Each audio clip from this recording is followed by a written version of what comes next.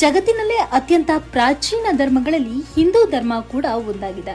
ಇದರಲ್ಲಿ ದೇವಾಂಗ ಜಾತಿ ಕೂಡ ತನ್ನದೇ ಆದ ಪ್ರಾತಿನಿಧ್ಯವನ್ನ ಹೊಂದಿದೆ. ಇವರನ್ನ ದೇವ ಬ್ರಾಹ್ಮಣರು ಅಂದ್ರೆ ಪ್ರಾಕೃತ ಬ್ರಾಹ್ಮಣರು ಅಥವಾ ಹುಟ್ಟಿನಿಂದಲೇ ಬ್ರಾಹ್ಮಣರು ಅಂತ ಕರೀತಾರೆ.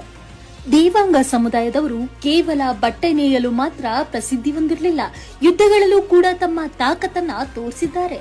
ಇದಕ್ಕೆ ಸಾಕ್ಷಿ ಎಂಬಂತೆ ಆಂಧ್ರ ಪ್ರದೇಶದ ಶ್ರೀಶೈಲಂನಲ್ಲಿದ್ದ ವಿಜಯನಗರ ಸಾಮ್ರಾಜ್ಯದ ಒಂದು ಶಕ್ತಿಯುತವಾದ ಸೇನಾ ತುಕಡಿಯಾಗಿತ್ತು. ಈ ಸೇನಾ ತುಕಡಿಯಲ್ಲಿ ಸಾವಿರಾರು ಜನ ದೇವಬ್ರಾಹ್ಮಣರಿದ್ದರು. ಶ್ರೀಶೈಲದ ಭ್ರಮರಾಂಬಿಕಾ ಸಮಯದ ಮಲ್ಲಿಕಾರ್ಜುನ ಸ್ವಾಮಿಯ ಶಕ್ತಿಯ ಮತ್ತೊಂದು ಸ್ವರೂಪವಾದ ತಾಯಿ ಚೌಡೇಶ್ವರಿಯನ್ನ ಭಕ್ತಿಯಿಂದ ಆರಾಧಿಸಿಕೊಂಡು ಜೀವನ ಸಾಗಿಸುತ್ತಿದ್ದ ದೇವಾಂಗ ಸಮುದಾಯವು ಹುಟ್ಟಿಕೊಂಡಿದ್ದಾದ್ರೂ ಹೇಗೆ ಎನ್ನುವ ಪ್ರಶ್ನೆಗೆ ಉತ್ತರ ಶಿವನ ಹಣೆಗಣ್ಣಿನಿಂದ, ಅಂದ್ರೆ ಶಿವನ ಮೂರನೇ ಕಣ್ಣಿನಿಂದ. ಹೀಗಾಗಿ ದೇವಾಂಗ ಅಂದರೆ ದೇವರ ಒಂದು ಅಂಗ ಅನ್ನೋ ಅರ್ಥವನ್ನ ನೀಡುತ್ತೆ.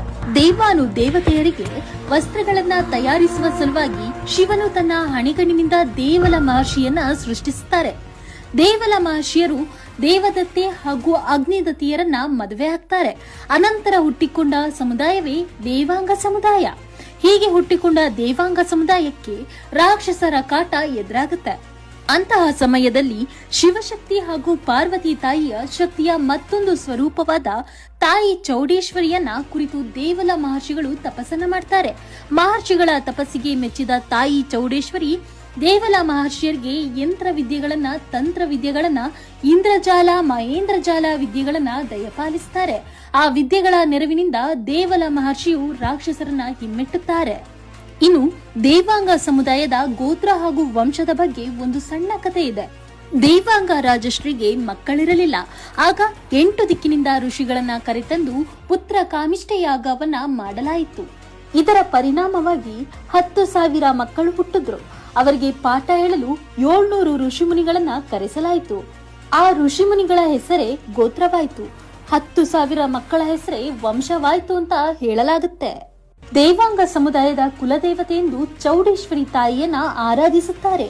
ಬಾದಾಮಿ ಬನಶಂಕರಿ ತಾಯಿಯನ್ನ ಚೌಡೇಶ್ವರಿ ರೂಪದಲ್ಲಿ ಪೂಜೆ ಮಾಡ್ತಾರೆ. ಬಟ್ಟೆ ನೇಯುವ ಕಾಯಕವನ್ನ ನಿರ್ವಹಿಸಿದ ಜೊತೆಗೆ ಯುದ್ಧಗಳಲ್ಲಿ ಪಾಲ್ಗೊಂಡು ಜೀವವನ್ನೇ ಲೆಕ್ಕಿಸದೆ ಹೋರಾಟ ನಡೆಸುತ್ತಿದ್ದ, ತಂತ್ರ ವಿದ್ಯೆಗಳಲ್ಲಿ, ಮಂತ್ರ ವಿದ್ಯೆಗಳಲ್ಲಿ ನಿಪುಣರಾಗಿದ್ದ, ಆಂಧ್ರದ ಶ್ರೀಶೈಲಂನಲ್ಲಿ ನೆಲೆಯಾಗಿದ್ದ ದೇವಾಂಗ ಸಮುದಾಯ ಶ್ರೀಶೈಲಂ ಬಿಡಲು ನಿರ್ಧರಿಸುತ್ತಾರೆ. ಅದಕ್ಕೆ ಕಾರಣ ವಿಜಯನಗರ ಸಾಮ್ರಾಜ್ಯದ ಪತನ. ಅಂತಹ ನಿರ್ಧಾರದೊಂದಿಗೆ ಶ್ರೀಶೈಲಂನ ಬಿಟ್ಟು ತಮಿಳುನಾಡಿನ ಮೂಲಕ ಕರ್ನಾಟಕಕ್ಕೆ ಕಾಲಿಡುತ್ತಾರೆ. ಕರ್ನಾಟಕ ಮಾತ್ರವಲ್ಲದೆ ಮಹಾರಾಷ್ಟ್ರ, ಕೇರಳ ಸೇರಿದಂತೆ ಹಲವೆಡೆ ದೇವಾಂಗ ಸಮುದಾಯದವರು ಹೋಗಿ ನೆಲೆಸುತ್ತಾರೆ. ಹೀಗೆ ಅನೇಕ ಕಡೆಗಳಲ್ಲಿ ದೇವಾಂಗ ಸಮುದಾಯದವರಿದ್ದಾರೆ. ಇದಿಷ್ಟು ದೇವಾಂಗ ಸಮುದಾಯದ ಸೃಷ್ಟಿ ಹಾಗೂ ಜಗದ್ವ್ಯಾಪಿ ಹರಡಿಕೊಂಡಿರುವ ಬಗ್ಗೆ ಒಂದು ಸಣ್ಣ ಮಾಹಿತಿ.